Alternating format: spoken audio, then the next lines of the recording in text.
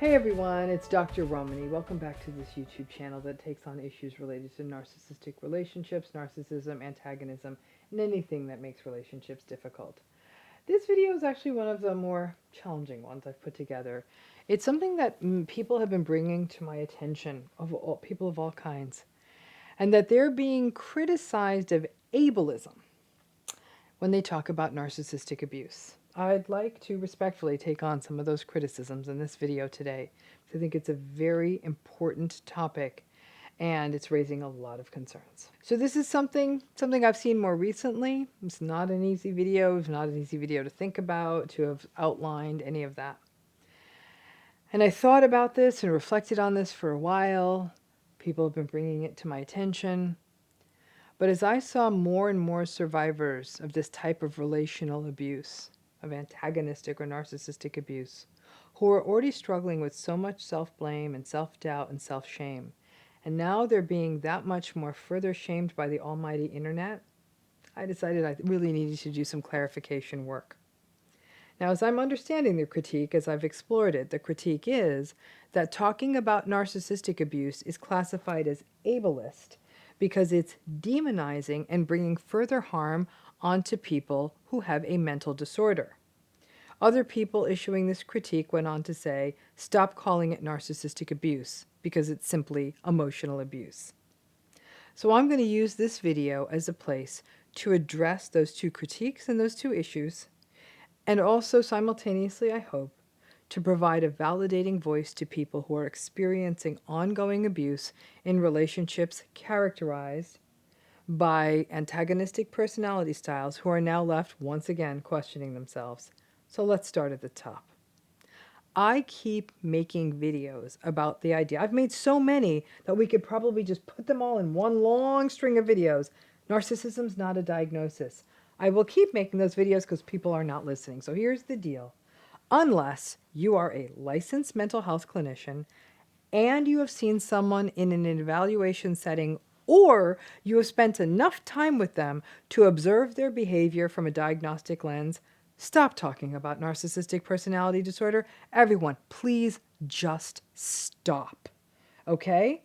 There are more nuanced points when it comes to issuing a diagnosis of a personality disorder than I can get into on YouTube.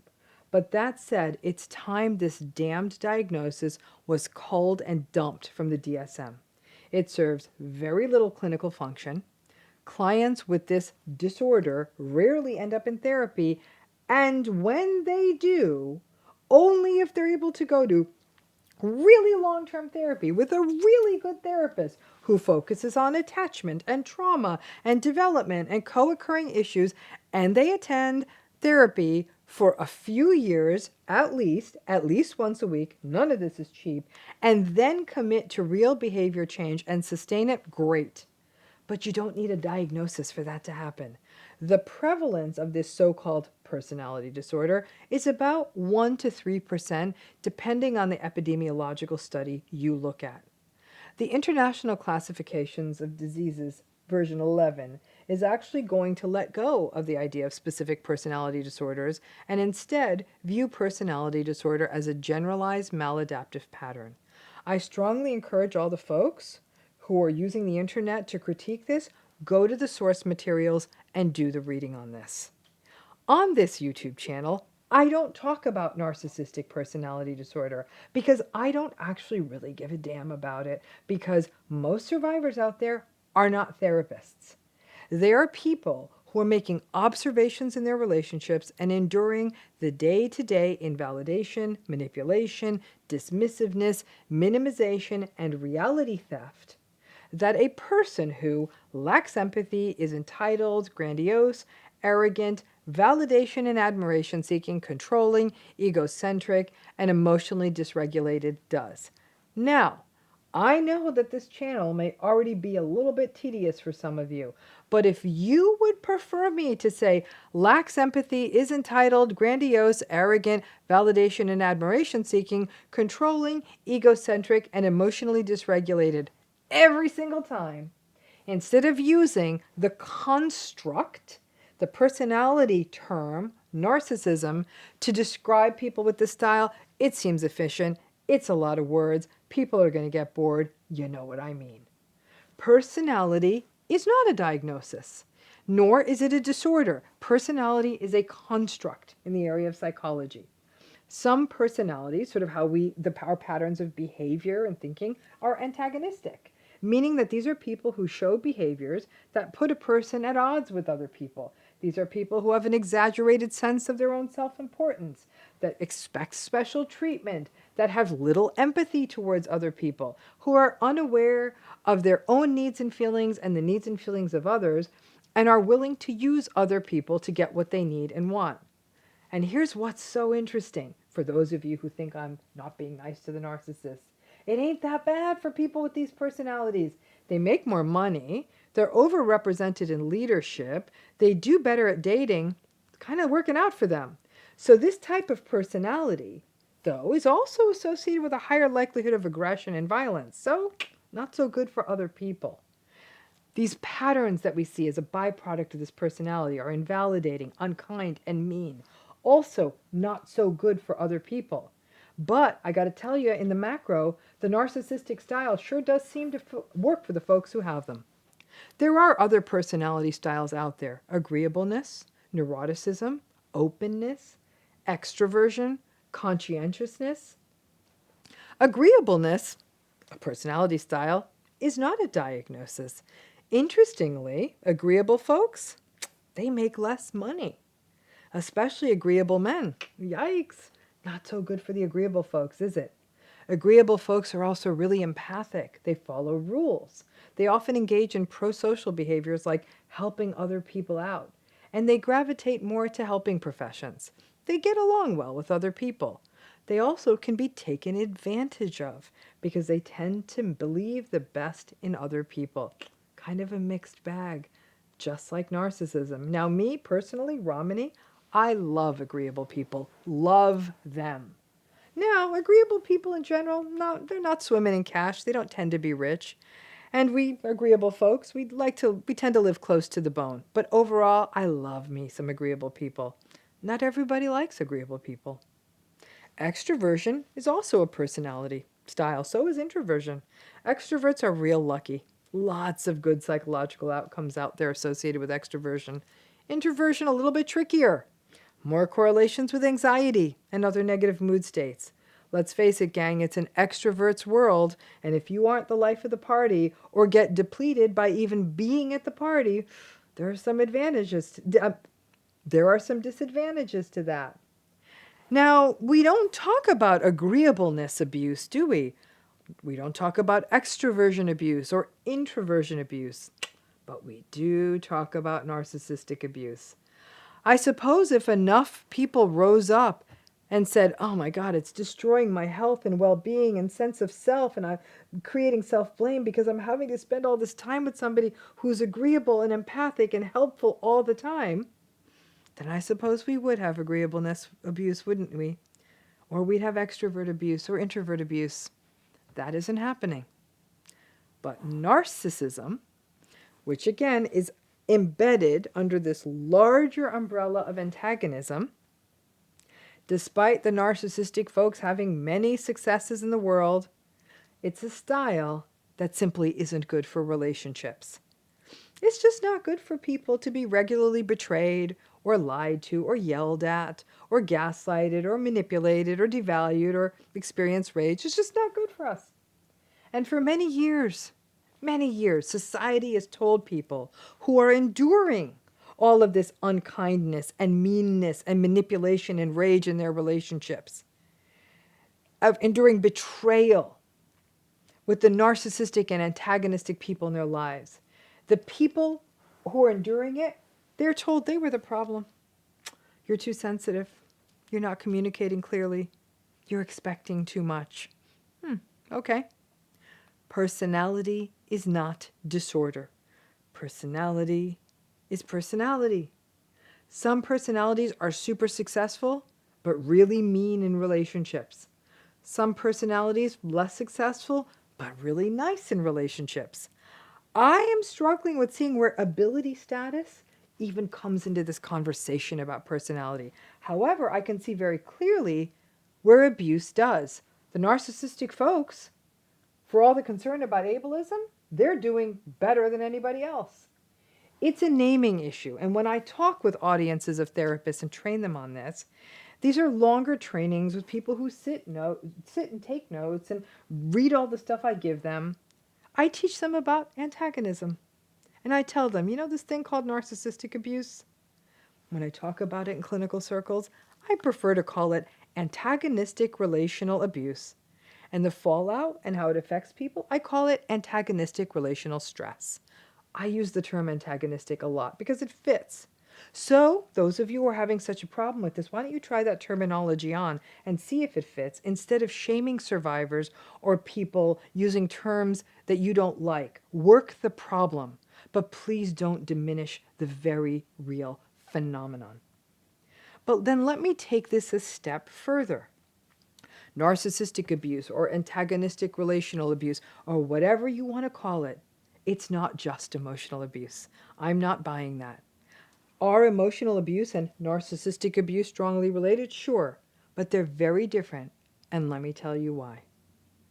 In many forms of emotional abuse, the emotional abuse is kind of a constant, meaning that the emotional abuser will abuse the person they're with at a restaurant, in front of family members, at a school event, in public, meaning that it doesn't turn on and off. But the person is so dysregulated that they simply just are reactive. They emotionally abuse. There could be numerous reasons for this. And yes, in some of these cases, these are people who simply, for medical, mental health, psychiatric reasons, can't control their behavior. They're manic or they're psychotic or they're acutely intoxicated or living with addiction or have post-traumatic patterns. They cannot control it. But personality style of narcissism, that takes emotional abuse and takes it to an entirely different place. Narcissistic people can control it, which is why they wait until they are in the car on the way home to abuse a partner. Or they show up as a pillar of the community and then abuse their family behind closed doors and intimidate anyone who tries to seek help. They are able to continue to maintain outward behavior that is charming, charismatic, confident, and they can turn that on and off. And then emotionally abuse a partner or a family member or a friend because they're not as concerned about losing the validation there. Now that is a choice. That's not the dysregulation that people with major mental illnesses struggle with and that we might witness in other mental illnesses associated with emotional abuse. That on and off, that choiceness of it makes this very different. So no, they're not synonymous. There is an element of choice in narcissistic abuse. And when someone shares their hurt or their pain or their feelings with a narcissistic person or points out the narcissistic person's behavior, the most common response is that the narcissistic or the antagonistic person blames the other person for their own behavior. Again, that's a choice.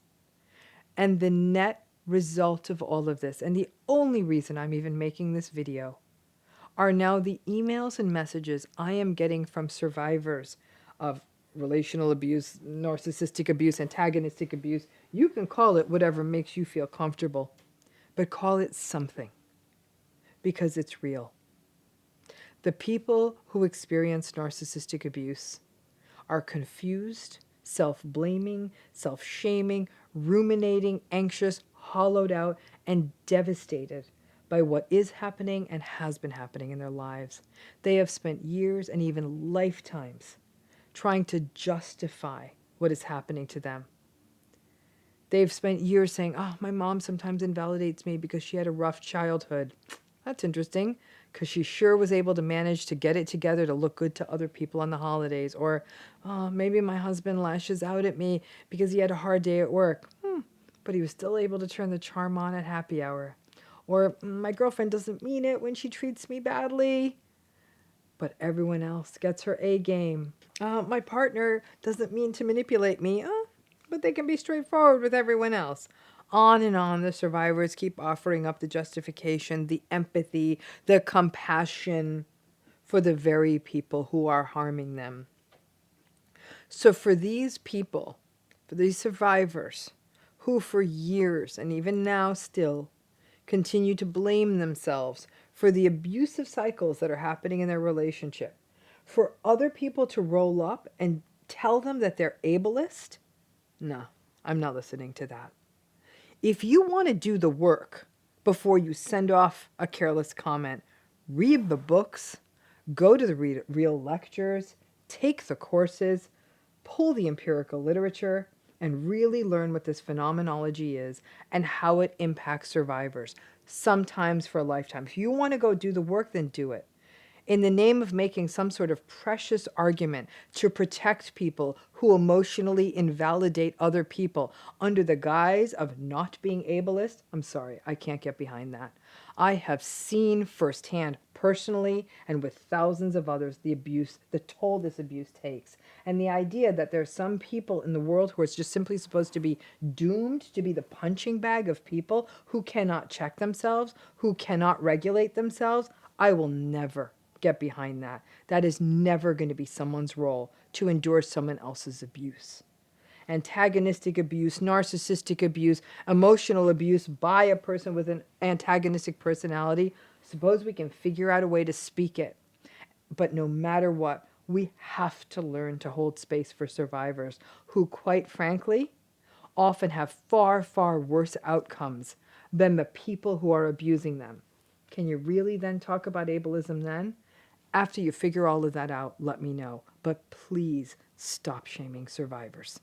Please recognize that I recognize ableism is very, very real, especially in the world of mental illness. That people living with major mental illness of all kinds have experienced this. This idea of, well, you don't look like there's anything going wrong with you when a person is struggling with any number of mental illnesses. So I fully understand where the thought was like, well, you should not, people with narcissistic abuse, narcissist, you shouldn't say that people with narcissistic personality sort of have a diagnosis. Like I said, this ends up deteriorating into it shouldn't be a diagnosis conversation, which is what I believe. But I completely do hear that we are, as a society, really do want to address ableism in all of its forms. But let's choose the battles where they begin. You also have to remember that a lot of people that are speaking about this in online spaces do not have mental health backgrounds. It's a democratized space. People can talk about what they want.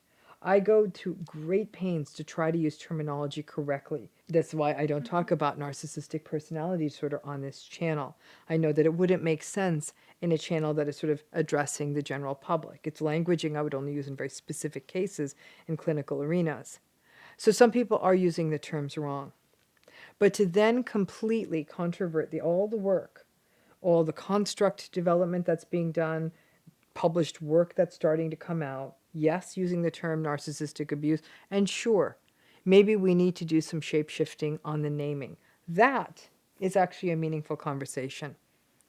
But when a person is sharing an incredibly heartfelt story, has gone through abuse, abuse that actually has limited them in very real ways in the world, criticizing them, criticizing people who have gone through chronic relational abuse, chronic emotional abuse secondary to being in an antagonistic relationship, have experienced significant social and occupational impairments and even dysfunction.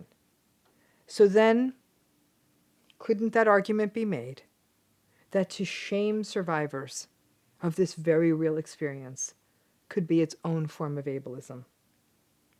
All of us need to be very aware language matters. But survivors have been managing this shame probably for as long as there have been survivors.